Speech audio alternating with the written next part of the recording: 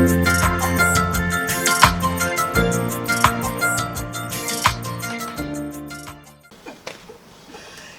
evening, everyone. Thank you so much for coming. I appreciate it. A lot of familiar faces. Very, very nice.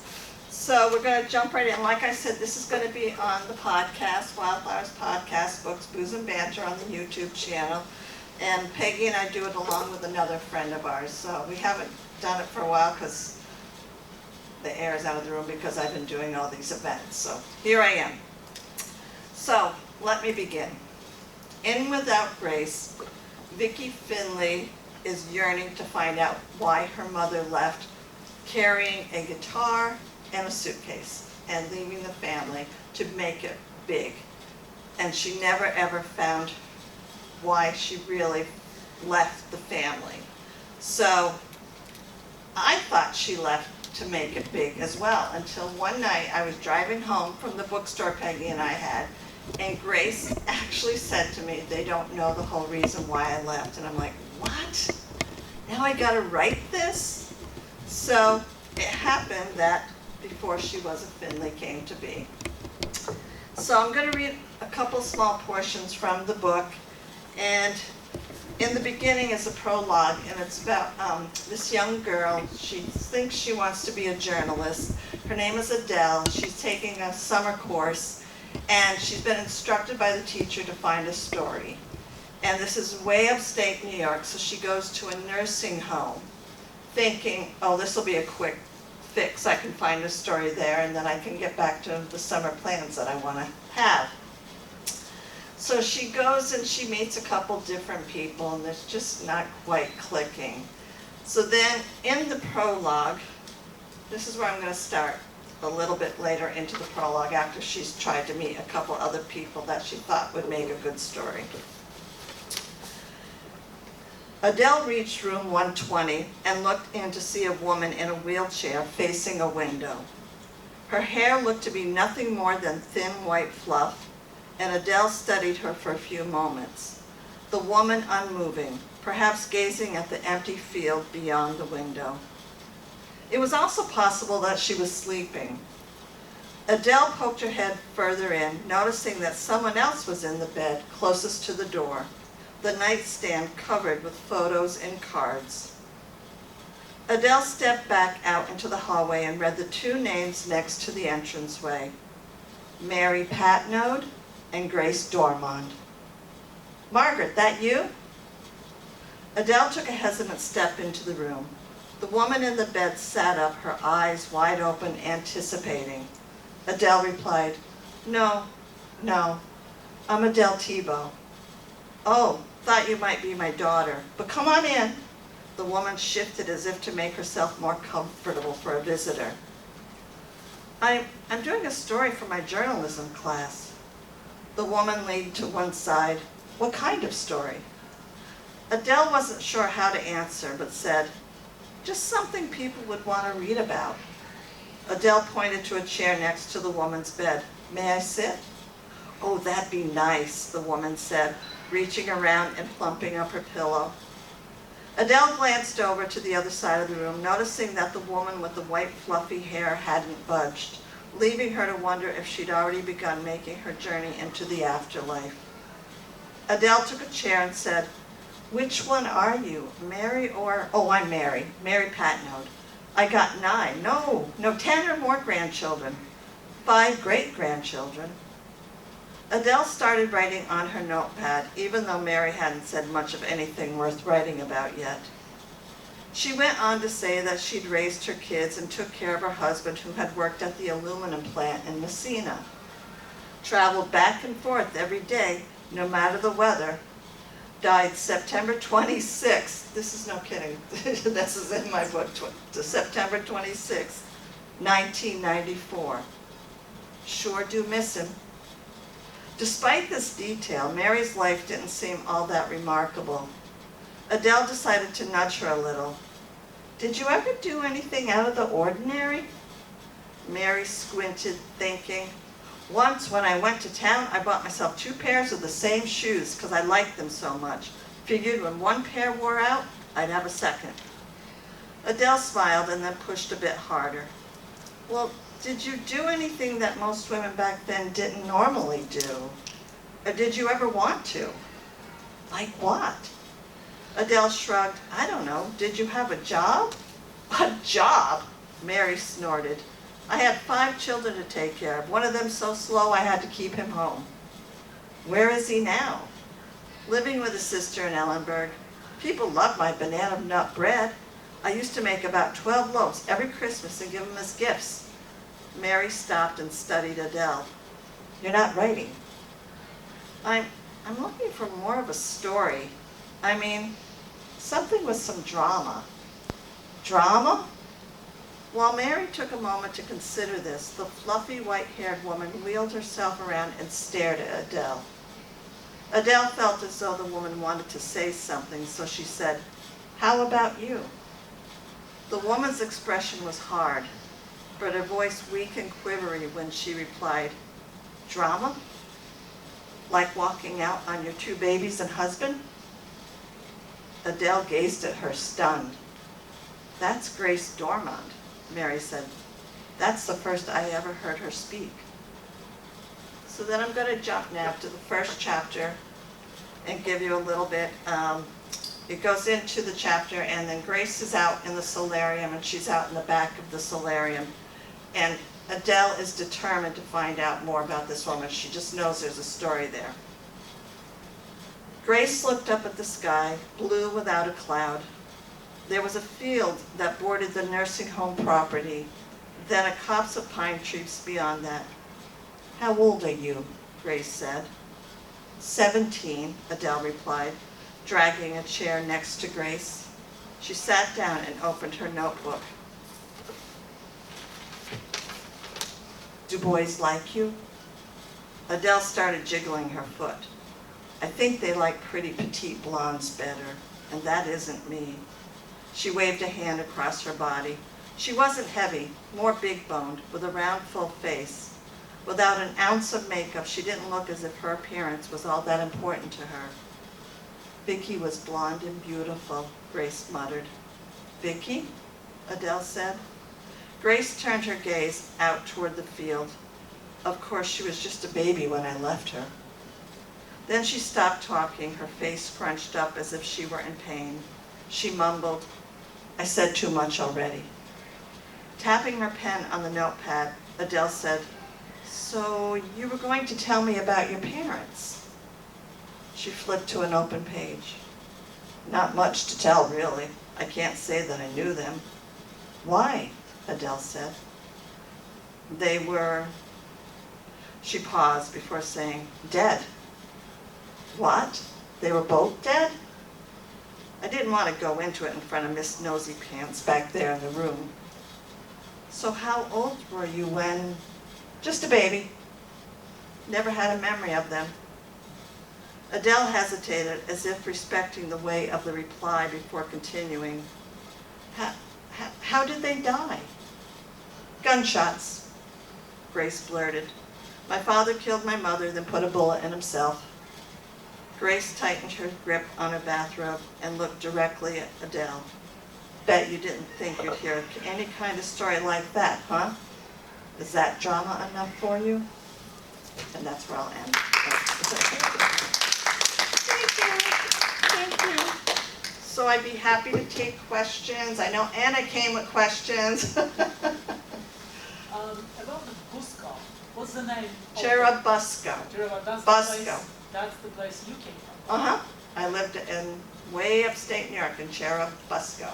Yeah. So how this place looks like right now compared to whatever it's before Grace? How does it look like now? Yeah. It looks dead. Really? Yeah, I was up there for a class reunion, not actually in Cherubusco. My school was about 10 miles away. And we went to the fire department because they were having a garage sale, combined garage sale. Yeah. And I looked across the road, and that's where the diner was that I write about in the book, and it's just a ramshackle building. And then down the block is the hotel that used to be an actual hotel, very small. and it would be, at night, they would have, you know, music and dancing and that kind of thing. And now it's just very dead. It's like all the young people left to go to places that, you know, weren't quite so dreary. Yeah. So both books are kind of like going the same, like sometimes they overlap, right? What, wait, Without Grace and this one? Without Grace and this one, right? There's In one some scene, part, right? yeah, there's one scene in Without Grace that's the same scene in Before She Was a Finley, except it's from Grace's point of view now and before Yes, she. of course. So, and it's like I had to go back and read, why did Grace say that to her daughter when I, you know, and then I'm like, okay, it's gotta make sense. And I love when I write myself into a corner, I do. And then I was like, okay, I gotta figure my way out of there, and I think I did. I think I managed it. Yeah, so, very good, but I'm asking actually about the changes in that new town. It's more about Without Grace, really, because there are like two things, two teams in that book, the first one. There's two what now? Two teams, okay? Right. It's of course the girl and Right. her family problems and all that stuff, but also the changes in her village. Yes, All yes, those changes, you know, the people coming, buying out the farms, putting something that even, you know, whoever lives in that village cannot even get in there right, because they are not wealthy enough, right? right, So right. all that, that's the one team, right, apart from the team of the girl who doesn't know her mother and why she left, kind of thing, right, right. So Well, just, then of course there is a last scene, almost last scene, not the last, but you know, when No, no. Adele going to actually visit that village. Right, right, we're not gonna give spoilers though. No, but I'm talking about the place, the place. Right, yes, right? yes. I'm not talking about the characters, the place. Right. Yeah. Yeah. But you didn't really, except that one scene when she's visiting that old village, that just like you described right now, nothing much left. Right, yeah, there's nothing much left, yeah. You know, there is just one team in that before she was filming. Yeah. Done Right, for right, Grace. yeah, no, there's nothing, when Vicky was there, it was a lot more Yeah. vibrant. And even when Grace was growing up, it was more vibrant. Yeah, but you just really, I mean, there are kind of two things too in that book. There's Adele and her interviewing, and there's Right. another thing, the tale said by Graves. Right, That's what you envision, you know, just two teams this time, just separate. well, when I first started, Adele was only supposed to be a tool for Grace to tell her story. Oh, it is. But I really didn't think she was going to be much more than just listening. But I had some beta readers, Peggy being one, and saying they wanted to know more about Adele. So, And I took that in consideration and thought, okay, so she compares her life basically to what Grace had. Adele has a very good life, her parents love her.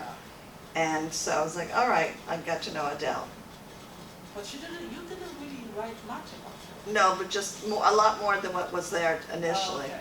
Thank you. Any other questions, anything? Oh, please, come on now. Is there going to As be you can see that I have things up here. Hi, camera, hi. A Victrola plays a part in the novel. And actually, I took a picture, that's my grandmother's Victrola that's in my living room now. And it inspired me. And I was going to bring the Victrola to our book launch. And I really was. And my kids looked at me like, are you crazy? You know? And so I took a picture instead. By the way, is it still working? Yeah, yeah, Okay. I have a lot of the records. I mean, it sounds horrible, Ooh, but yeah. that's the charm, right? Yeah, exactly, yeah, no. And in the Victrola, which I never knew was in the Victrola, and I've had it for ages, this paper slipped out, and it was of Gene Autry. And Gene Autry plays a part in the novel. He's not in it, but Grace knows that the boy she has a crush on loves Gene Autry's music, and so she tries to mimic Gene Autry's music. And when that slipped out, I'm like, what? It was like crazy. So Yeah, that's, and of course I brought this for the ambiance, for the, But you know what, when you think about music, you're also describing the changes in the music Yeah, over the years. over the years. Through the whole book. I'm guessing you read the whole book, Anna. Of course. You know, I have to tell you, my husband was taking some treatments in the hospital. Right. For 3 days straight. And what I was doing, I had my ebook. Oh. And I'm just trying to, thank God I have some time to read it. Very, very cool. Any other questions, anything? Yes, How would you compare your writing processes between the two novels? good Did question. you run into any difficulties writing the second one? Because as they open Always, there's always difficulties, because I really did have to figure out why did Grace leave. Okay, so she didn't leave to make it big, because she never did make it big. And so I'm like, I'm okay. sorry, spoiler alert. I Okay. should not say that. Well, we know that she didn't make it in Vicky and without Grace. We know that, because they would have, like Vicky's friend Brenda said, if she was famous, you would have known about her. You would have known who she is. So she's not famous. So that became very clear. So then I was like, okay, so what really did happen to her? And was she this woman that just abandoned her family? And she actually had to leave for a very dark reason. And I had to make sense. What would make a woman leave the man she loves and her children? So I had to come to that. Yeah. The question is, the thing is that she didn't want to be famous, right? She didn't want to leave, no, but she was. And the why, No, we won't go into the why. You have to get the book to know but the coming why. back to the question, you had small children when you was writing the first one, right? Yes, yeah, So the compare right now, you Yeah. think about it, empty nester versus, yeah, yeah, they're all grown up. And when I was working on Without Grace, which was actually called Place of Angels initially, because Cherubusco means Place of Angels. And I did have an agent, a very high-profile agent, and she was like, we can't name it Place of Angels because there's so many books about angels, and we're going back into 2000s.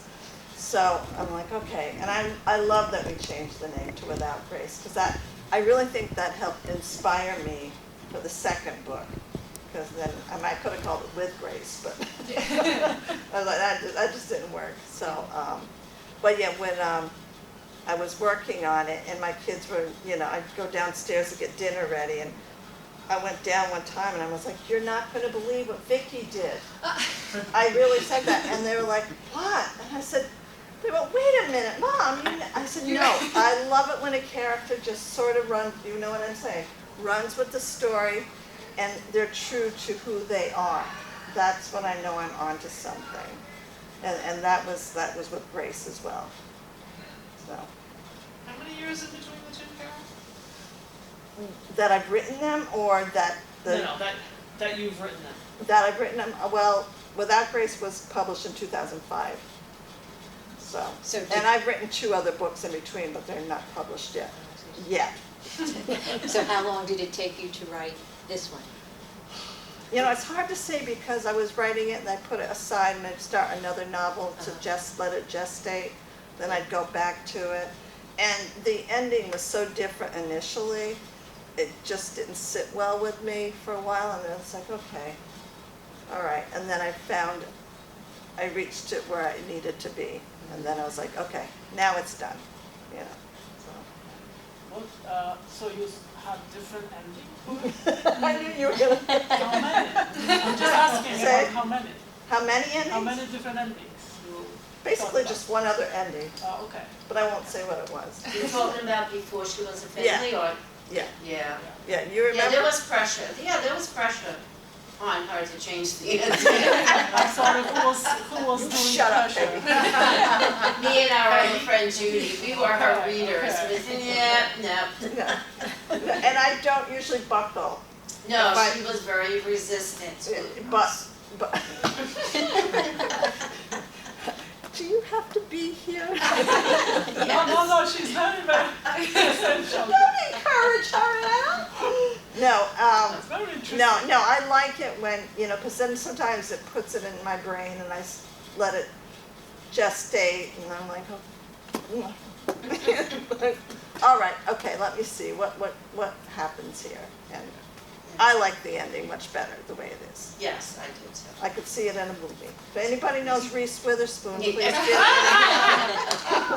Please. Do you wait till you're finished with a draft before you have your beta readers read, or do you do it in chunks? Oh, yeah, no, not chunks. No, I don't want to hear You don't from want to them. hear. I don't want to get any ideas from them until I, Until you- yeah, yeah. Yeah. So is there the third installment of the I series? don't know, there could be, but right now I'm working on a historical fiction that does take place way upstate, but not Cherubusco, in Lion Mountain during, the mining industry and also farming plays a game. And I constantly calling my brother, do you remember when Grandpa did this or whatever, different things, and so that's what I'm working on right now. Well, no, actually I'm touring, I'm not really working on that at all, but I've got like 100 pages into that. So I assume that would be like a little bit like Without Grace with this changing of the town. Kind of, but Not there's really. a- The characters are totally different. I'm not talking about the characters, I'm Right. talking about the team, The the change of yeah, Grace. it'll be, yeah, because it starts in the 1920s, so that's what I'm working on. But who knows, I might change. We'll see how it flows. Is anybody here a writer? Are you a writer? I'm trying. Yeah, I had a feeling. What do you like to write? Historical fiction. Oh, really? Yeah, which Okay. is hard. I think I'm a journaler, so I write more freely, chronological, and now that I'm researching, Uh-huh. I can get really wrapped up in research. and Really? Which Yeah. it's fascinating because I'm enjoying it, but I have teenage boys, so Uh-huh. like you said, I'll be like, okay, hold on. Yeah. Hold on, but dinner? Okay, wait, but I've enjoyed the process, and it's a place for me to go. That's great. Escape. Yeah, no, I think that's great. But, Who do you like to read in historical fiction? I read, With? I even I just had a book club last night. It was very fascinating. We read a book, and I won't say what it is. We read a book, and nobody liked it. Okay. But the conversation went on for so long that I said to my family today, it's so interesting. Nobody liked this book, but we talked about it for a really long time, That's really funny. which I thought was fascinating. No, that is. I think that's happened. I found that when we had a book club, that the books that we didn't like, we couldn't stop Yeah, talking we had to talk about. about it. It was so and I just find it very interesting, and perspective. Perspective to me is fascinating, because Right. each person reads it coming from a different place. Oh, and, absolutely. takes from it something else, so I like to hear, I enjoy hearing people discuss. Yeah, yeah. Well, it looks like that everybody criticizing, when you think about the politics right now, everybody seems to be criticizing everything without putting that what's supposed to be done or kind of something positive. So it looks like that criticizing the book, everything else it's kind of in the same direction, and then Facebook, all those algorithms are pushing us the same direction as well. So Well, when we, Right. on our podcast, we determined that we're not going to review books that we don't like. It doesn't serve any purpose. I want to review books that I like and that I can talk about. And it makes it hard when I'm a writer and I'm going to put somebody else's book. I mean, I'll tell Peggy off the record, like, this really sucked. How did this get published, But, but yeah, no, that's, yeah. I get it. I'm not a writer, right? But my husband just was kind of helping him to do it, and now I'm just kind of in the midst of publishing, not publishing, promoting the Publicity, thing. right? And the one thing I found out is the community of writers, they are the best advocates for themselves and for other writers. Right. So if you attend that kind of event and you see other writers, get friends with them or something. Yeah. Because those are the people who really help you. Are you in a writer's group at all? I'm not. I attended a workshop last year at Poly, which was good with Dean Shapiro. Say it again with who? Dean Shapiro. Oh, She did okay. And it was Oh, Danny. my first experience. Danny Shapiro. Oh, And that's. Danny, and She's good. she was good. Yeah. She's yeah. good, but again, it's carving out that time. It's Right, tricky, but right. It's Well, a that's good. process. Well, if there's no more questions, thank you all for coming, I appreciate it, and anybody, I'll be up here if you want me to sign a book. But, Can I ask you about On the Road? yes, Is that what, I could really just go look on your website. Can you just tell us if there's what we anything are, coming up locally or? oh, what events we have coming Yeah, up? yeah. I have a flyer back there of all Okay. the events that we have. We have, on October 3rd, who is it, Peggy? It is. Elise. Let me see. Oh, Elise Grain, we're doing her at East Meadow Library. She wrote a book, Booking Dagger. It's just coming out now. That sounds. How scholars and librarians became unlikely spies during World War II. Were we just talking I about told you about that one. Yeah, so we have, It looks we asked her excellent, for an yeah. event, we're doing it Yeah. in Looks East good. Meadow. That's on October that? 3rd. We were just talking about that. Yeah, it sounds like a very Yeah. interesting, so I hope, people attend. And then October 8th, we have, Dava, is it Dava? Dava? Sobel. Dava Sobel. She's the one, she wrote, her new book is The Elements of Marie Curie, How the Glow of Radium Lit a Path for Women in Science. She wrote, what was that, she Is has it a in there? famous book. Is it in there, the information? Oh yeah, Galileo's daughter. And then October 17th, Carol Hoenig, local author, will be at, in Farmingdale at Back in Time. It's a really, really nice little shop in Farmingdale, and they have a big patio in the back with a It's all bar. vintage. and a They bakery. sell all vintage stuff. Yeah, and Victrolas. antiques in the garage. It's a beautiful Where's the little shop. Farmingdale? Yeah, right on Main Street in Yeah. Farmingdale. It's I called was Back- there Back in Time. About a week and a half ago, I was Yeah. there for an event, and it went really well. And so they invited me back for their shop and Yeah, sit. they're having they do these Sounds sippage cute. shop, and you pay $20, you get a glass of wine, and they have hors d'oeuvres, Orders. and 10% off anything that you buy. And everything, it's like vintage home decor, everything is beautiful. Yeah, And in the holidays, at Christmas time, when you go in there, it's all Christmas stuff. yeah. Which, But in the backyard where they have a, a bar, and then they also have this little cottage, and that's where they set me up, and it's Yeah. just so charming. But, and yeah, then and they have a people- little Sounds cafe, cute. a little bakery. it's really cute. It's very nice, you should go there sometime. I don't know Farmingdale. Yeah, yeah, it's very busy, Main Street of Farmingdale now. Lots of But we were bars. looking for a storefront for Turn of the Corkscrew. Yeah. People told us to go there, but at the time it was very dumpy and all empty storefronts, and we were discouraged by should've that.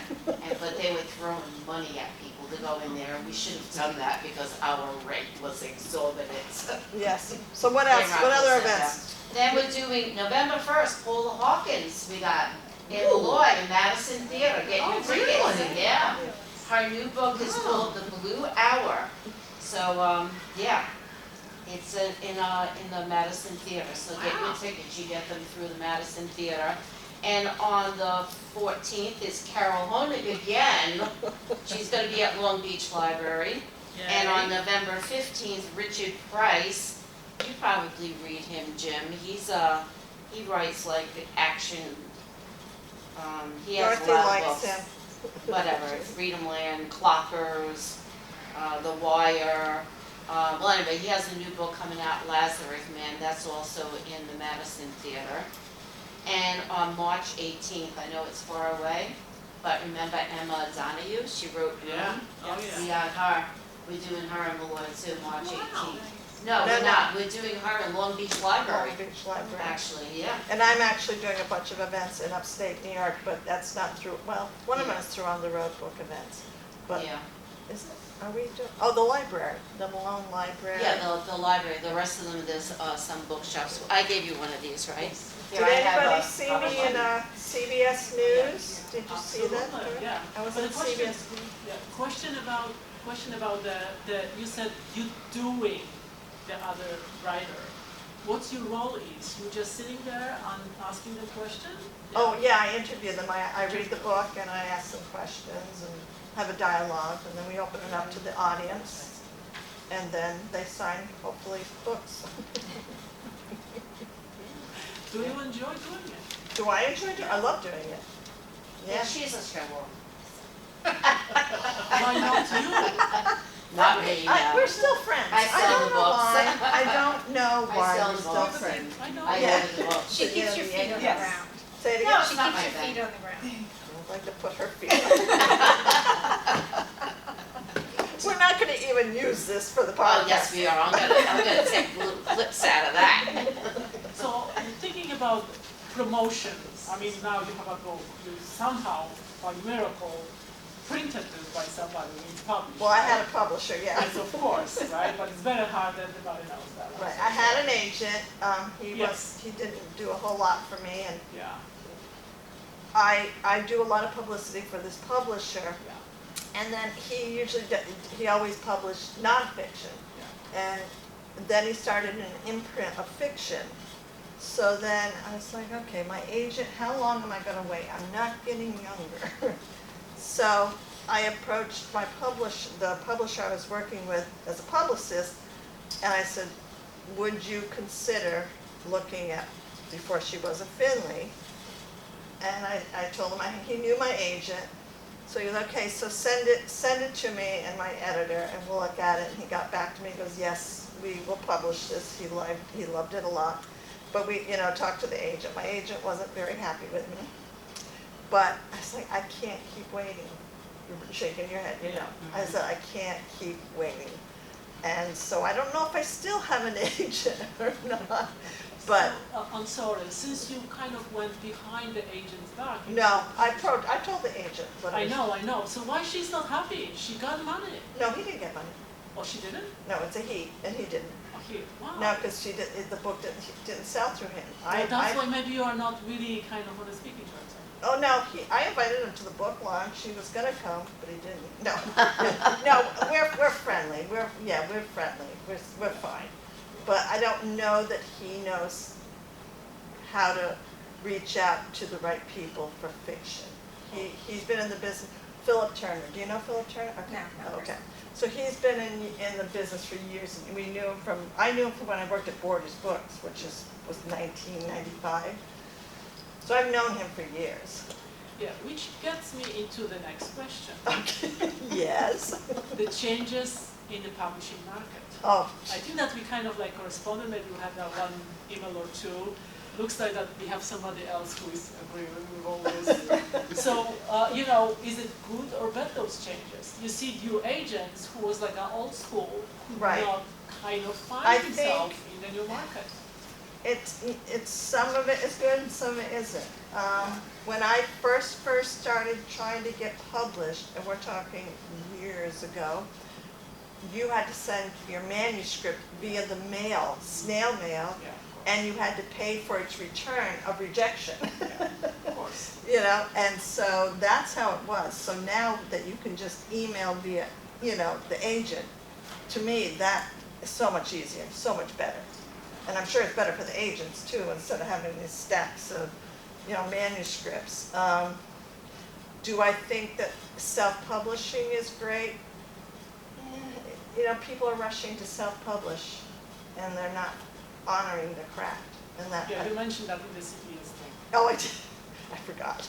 But yeah, no, I feel like you gotta honor the craft, and I just can't stand the people that, when Peggy and I had the bookstore, we would have people that came in with self-published books that would be like that thick, they wanted to sell for $40, because they needed to make back their money. And the book wasn't even edited, it wasn't, so they weren't educating themselves on the business, which, it's got Yes, to be. but when you think about those changes, I'm not about those two big things, right? But in the meantime, in the midst of this, it's, for example, the big publisher, they are not really arranging anything for you in terms of promotion. No. You kind of have to do everything on your own. I just wrote an article for Writer's Digest with that the title is Authors Need to Do the Heavy Lifting. Yeah, send it to me or link or something. Okay. Because I sent it to Writer's Digest, we'll see if they publish it. They published my last piece, so we'll see if they publish that one. But, yeah, Writers they think once the book, I hope this isn't boring you, when they finish a book, Yeah, the work really just beginning, yes. or it should be. You can't depend on other people. When I had the events in Borders Books in Manhattan, you know, they would be like, well, what did you do for the event? And I started preparing a folder of everything I did to help promote their event and gave it to them. And I was like, then what did you do to help promote the event? And a lot of them even wanted us to place an ad in the New York Times. And did they actually were successful? Somebody was actually placing those ads No, for them back then? no, we couldn't do it. Well, maybe- An ad like this would be thousands of dollars. Yeah, but you was a bookstore, right? Yeah. How about the publisher? I mean, those, you know. A lot of them, no. I mean, it depends on the author. If it was a big name author, they would. But Yeah, it would, those who don't need the publicity. exactly. Authors that don't need publicity. Exactly. And that was part of my article too. Exactly. I did ask years ago, I asked, I think it was an editor, it was some kind of meeting, and I was like, something along the lines of, why are you not more supportive of these mid-list authors, you know, who have, you know, deserve of attention? And he wasn't fond of the question, and he basically said, you know, the money is from the big name authors. That's where the money is. And it's true, it's a business, and we have to remember that, it's a business. And So why do you even approach and publish those authors that they don't? what do you approach? Why they still publish those less known authors? Well, you need some kind of balance. I mean, they can, and they do, it depends. It's just, they reject more than what they publish. Of course. You know, but maybe they see something in it, maybe the editor will go to bat for it. Anybody, if you want to jump in on this one, I don't know if you want to jump Well, in. you never know which one of those lesser known authors Will are take off. suddenly going to be the next thing. Yeah, Right, right, yeah. You know, look at Colleen Hoover. it's like a game. I mean, Yeah. her books are always on the bestsellers list. Who knew? You know, she was writing in her living room, and That's all TikTok. you know, yeah. It was literally TikTok. Yes. She yeah. goes on TikTok. How come she's not rich? Thank you, Betty, thank you. Because it should be other people Yeah, promoting my right. book. It's, you It's a know. chain reaction kind of. Yeah. Wait, can I ask a question that's really sort of Go for it. quasi-relevant, but did you see the movie, I think it was called American Fiction? Yes, Wasn't yes, that cute? Did Yes. anybody like it? yes. I love it. Yeah, I yeah. love it My too. my son-in-law said, you have to watch this. I Yeah. thought of you, you need to watch Yeah. it. Yeah, yeah, that was, Did I watch that? I don't think I saw I that. don't know if you saw that one. I remember you telling me to. but I Yeah. probably didn't. Yeah, and then I just watched, what was it? God. What was it that I told you the other night? Not the Gregorian, what's the title? It's about a writer, and she goes to what country, and it was right after the Holocaust, and she's finding this story. Oh my God, what the hell? I have to look at my phone because I know I texted you the name of it. But it was about a writer, and I just loved it, and I'm not very helpful because I can't remember the name of it was a book, and then it was, It was a book. yeah, it was a book, and then it was a movie. And again, if anybody knows Reese Witherspoon, now, because I could definitely see her in the movie. I'm sorry, but in the movie, I mean, before she was a Finley. A You're like, movie oh, adaptation. like, Well, that's the gonna problem happen. is, the problem is that she has her own book club. Oh, I know. She is picking up all those titles, and she said, okay, I'm going to publish the book, but then I'm going to get Well, she all the doesn't rights to do something She the doesn't rest. publish them. No. But, no, she doesn't publish them. Pardon me? She doesn't have any of the rights to it. No, there is like a, not the rights, but usually you have like a first picking kind of thing for buying those rights. You know what I mean? She's mentioned something on her book club. Well, sometimes she'll buy for a movie, right? Yeah. Yes, that's what I'm But- saying. There's yeah. like She a doesn't have first first pick either. thing. Yeah, no, but she She's has not a book publishing, club. no. But when I reached out to her people, they said they do not accept any, No, you're, I don't. yeah, no. So I then mean, I did email them again though, when they emailed me. And so I emailed them and I said, oh, did you see my interview on CBS News? And I sent them the link. They didn't respond. I'm sorry, what did you actually ask her people? To get, to check your book or to For who? To Mary? No, Witness Board. Oh, I sent them a press release and I basically told them, I've been at this for a long time. It's more than just a story about a novel. It's about me as a writer, Yes. blah, blah, blah. See where it got me? So you didn't suggest her to play the role? No. Okay, maybe you should start with that. It's got to come from somebody else. Yeah, it's got to come from somebody else. But yeah, but I've taken up enough of your time. Thank you all so much, and very good questions. Keep writing. Okay. I want to encourage you. I love writers, and I keep writing. Yeah. There's hope. And if you find it published, this is the person to promote. Thank you, man. I know you're so funny. I know she'll see things I post. Oh my God, I got to learn from you. Because that's exactly what I'm doing. Yeah. I'm nobody in the No. business.